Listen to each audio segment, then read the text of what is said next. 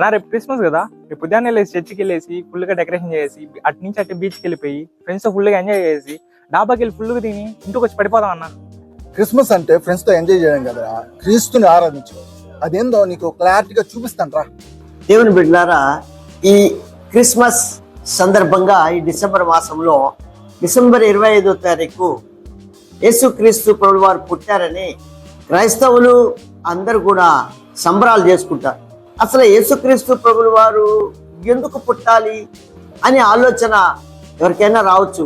ఏమి యేసుక్రీస్తు ప్రభు పుట్టాడు, ఆయనకి ఎందుకు చేయాలి, ఆయనే ఎందుకు పూజించాలి అంటే క్రిస్ట్ మాస్ అంటే యేసుక్రీస్తు ప్రభు యొక్క ఆరాధన, ప్రభువుని ఆరాధించడం, ప్రభువుని తలుచుకోవడం, ప్రభువుని జ్ఞాపకం చేసుకోవడం. ఎందుకు జ్ఞాపకం చేసుకోవాలి ప్రభువుని అని అడిగినప్పుడు ఒకవేళ మనకు ఆలోచన వస్తే అపొస్తలుల కార్యములలో 3వ అధ్యాయము 21వ వచనాన్ని నేను చదివి వినిపిస్తాను. అన్నిటికీ కుదురుబాటు కాలములు వచ్చునని దేవుడు ఆది నుండి తన పరిశుద్ధ ప్రవక్తల నోట పలికించెను. అంతవరకు యేసు పరలోక నివాసి అయి ఉండుట ఆవశ్యకము. ఇక్కడ ఏం రాయబడి ఉందంటే అన్నిటికీ కుదురుబాటు కాలములు వచ్చినని. కుదురుబాటు కాలాలు వస్తాయి అన్నిటికీ అని అన్నాడు. ఏంటి కుదిరేది అంటే సత్య మార్గం వైపు ప్రతి ఒక్కరూ నడవాలని, మనకున్నటువంటి బాధలు ఇరుకులు అన్ని కుదుర్చుకొని సత్యం వైపు నడవాలని.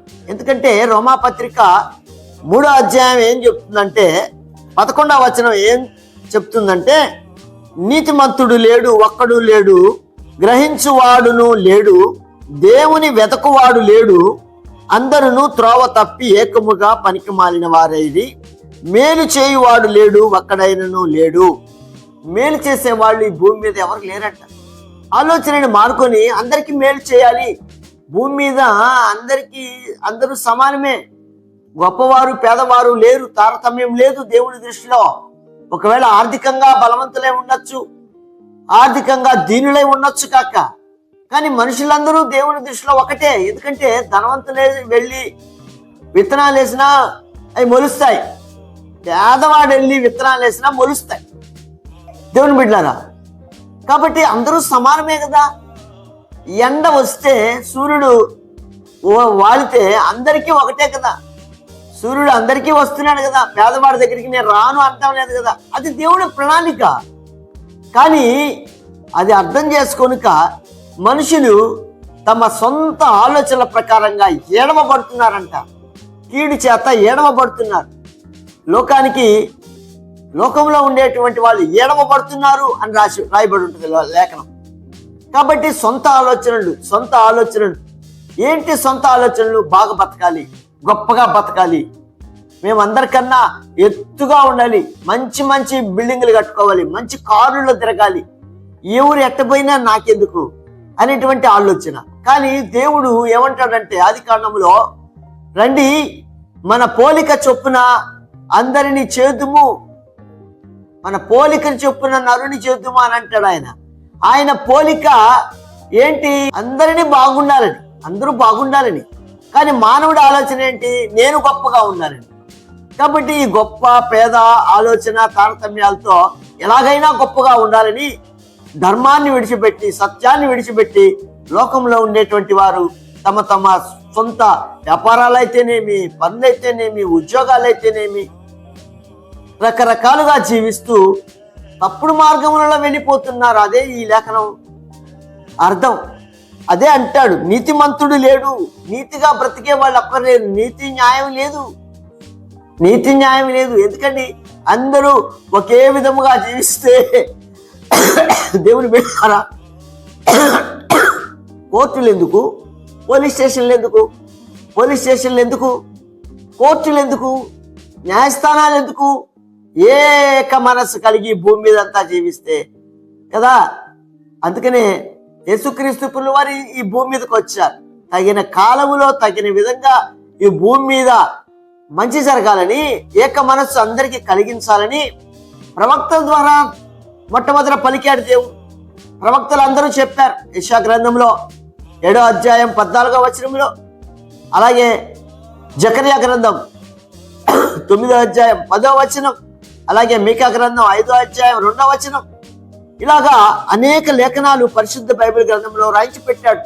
ఎందుకంటే ఒక ఆయన వస్తాడు, ఒక రాజు వస్తాడు, ఆ రాజు మాట వినండి, ఏక మనస్సుతో ఉండండి, ఇది ఒక కొత్త నిబంధన మీకు అని యెర్మీయా గ్రంథం 31వ అధ్యాయం 30-31 వచనాల్లో రాస్తాడు ఆయన. నేను మీ మధ్య ధర్మశాస్త్రాన్ని ఉంచబోతున్నాను మీ హృదయాల్లో అంటాడు దేవుని బిడ్డలారా. ధర్మశాస్త్రం, నీతి కలిగినటువంటి ధర్మశాస్త్రాన్ని మన హృదయాల్లో ఉంచడానికి దేవుడు ఇష్టపడ్డాడు. అదొక కొత్త నిబంధన అన్నాడు, ఇది జరుగుతుంది అన్నాడు, అది జరిగింది దేవుని బిడ్డారా. లూకా సువార్తలో 2వ అధ్యాయం 4వ అధ్యాయంలో ఆయన మాటలు చూసినప్పుడు దేవుని దూతలు వస్తారు ఆ మాట తెలపడానికి. సర్వలోకములో వెళ్ళండి, చూడండి, మీకోసం రక్షకుడు పుట్టాడు, మీకు ఆనందాన్ని ఇస్తాడని అక్కడ లేఖనాల్లో రాయబడి ఉంటుంది దేవుని బిడ్డారా. కాబట్టి మనకు సంతోషాన్ని ఇవ్వడానికి, మనకు ఆనందాన్ని ఇవ్వడానికి ఈ లోకంలోకి తీసుకురాబడ్డాడు. జరుగుబాటు కాలం, ఈ కాలాలు వచ్చాయి, జరిగాయి. 2025 సంవత్సరాల క్రితం ప్రభులు వారు జన్మించారు ఈ లోకంలో. అనేక మందికి సత్య సువార్తను తెలిపాడు. నీతి యథార్థత కలగండి అన్నాడు ఆయన. ఆయన ఆజ్ఞలు 2 నిర్గమకాండం 20వ అధ్యాయంలో తండ్రి ఆజ్ఞలు చూచినప్పుడు ఉంటాయి అక్కడ, కానీ వాటన్నిటినీ కోడ్ చేస్తూ 2 ఆజ్ఞలే యేసుక్రీస్తు వారు ఈ లోకానికి అందించాడు, ఈ ప్రజలకు అందించాడు. కానీ ఆయన వాక్యం ఎంతమందికి అర్థమవుతుందండి? అందుకే యోహాను సువార్త 14వ అధ్యాయంలో ఆదరణకర్త అంటాడు ఆయన వెళ్ళిపోతూ తన యొక్క తండ్రి మాటను లోకానికి తెలియపరుస్తూ ఆత్మతో సత్యముతో దేవుణ్ణి ఆరాధించండి అని తెలిపాడు. మన ఆత్మతో, ఏ ఆత్మ అయితే దేవుడు మనకిచ్చాడో ఆ ఆత్మతోనే దేవుణ్ణి సేవించాలంటే దేవుని బిడ్డారా.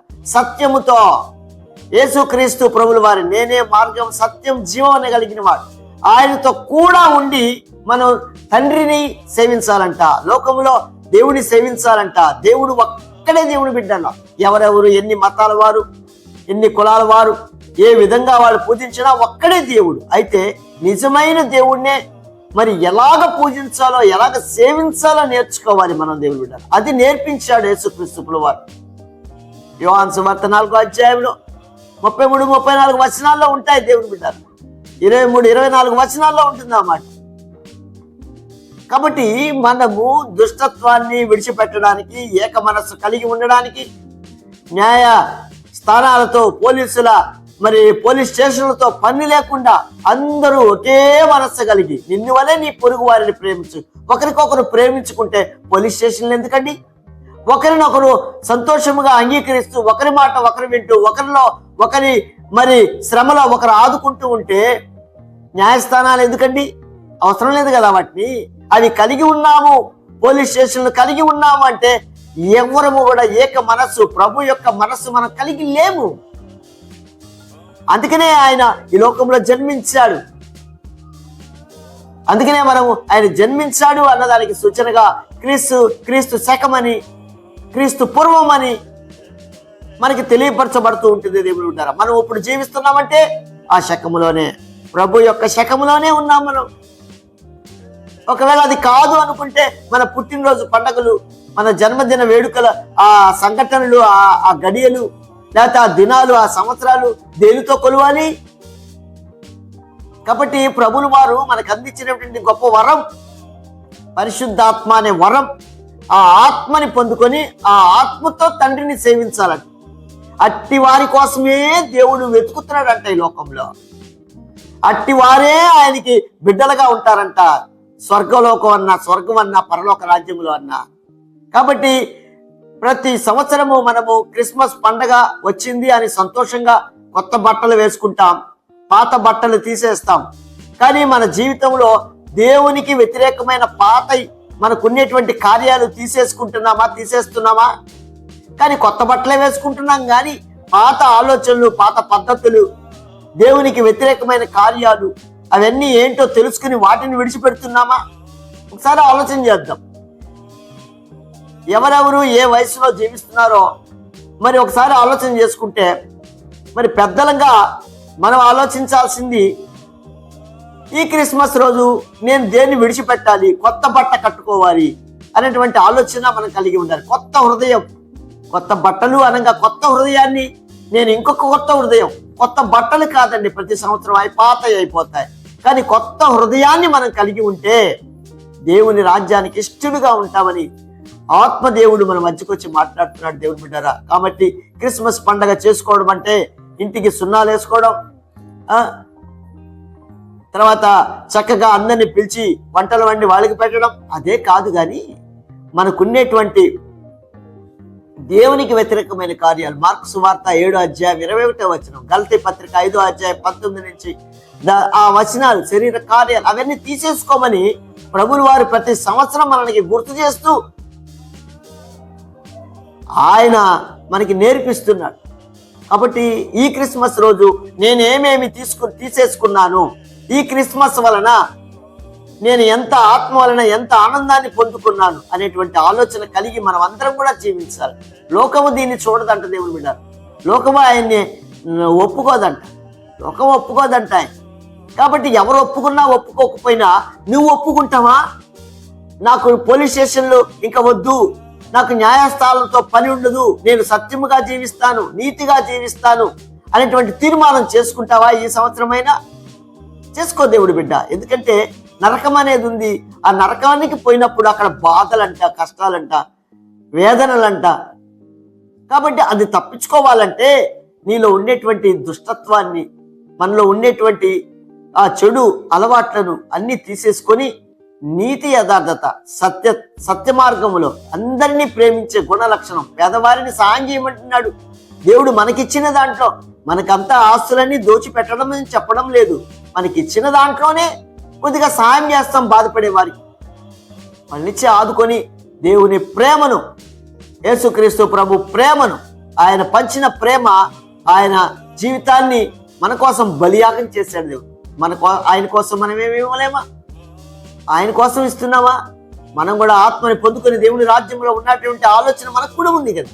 కాబట్టి ఆ ఆలోచన ప్రకారంగా మనం కూడా ఈ క్రిస్మస్ పండుగ చేసుకోబోతున్నటువంటి రాబోయే క్రిస్మస్ పండుగని మనం ఆత్మతో, సత్యముతో తండ్రిని ఆరాధించి, మనకున్నటువంటి ఇంకా దేవునికి వ్యతిరేకమైన కార్యాలు పరిశుద్ధ బైబిల్ గ్రంథములో ఒకవేళ మీ దగ్గర లేకపోతే మరి తెచ్చుకోండి, అడగండి. క్రైస్తవులు ఉంటారు, వాళ్ళని అడగండి, వాళ్ళు చెప్తారు లేఖనాల్లో ఏముందో అడిగి తెలుసుకొని దేవుని కృపలో భద్రపరచబడిన వారముగా మీరందరూ ఉండాలని ప్రేమకు పూర్వకంగా నేను కోరుకుంటూ మిమ్మల్ని అందరికీ నూతన సంవత్సర లేకపోతే క్రిస్మస్ శుభాకాంక్షలు తెలియజేస్తూ నేను ముగిస్తున్నాను. దేవుడు మిమ్మల్ని దీవించి ఆశీర్వదించి తన కృపలో భద్రపరిచి నడిపించును గాక. ఆమేన్. ఇప్పుడు క్రిస్మస్ అంటే ఏంటో తెలుసు, నేను క్షమించు. Happy Christmas. Merry Christmas. అందరికి happy Christmas and happy new year.